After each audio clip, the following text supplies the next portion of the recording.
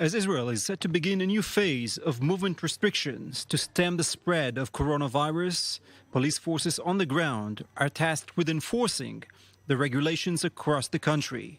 And in this case, also well above the ground. Officers from this air unit rely on these 6 helicopters to enforce self-quarantine and prevent any illegal gatherings. From above, we are in contact with the ground forces.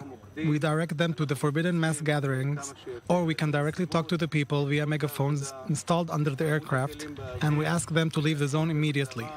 Once the orders are given, these helicopters will take to the skies, hover over Israeli towns, and become the eyes of the Israeli police. Information gathered from above will then be transmitted to ground units patrolling the streets. And in case of complete lockdown, strategy and operation units will be beefed up in order to regulate the movement of all Israeli civilians. In case of a general lockdown, we will strengthen our operation and increase the number of helicopters and drones to enforce the lockdown.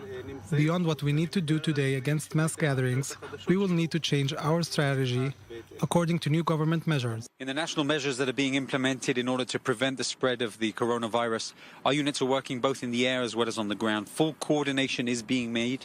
Information is being transferred from the pilots up above to the units on the ground in order to make sure that we can prevent people from gathering and coming together within the small distances.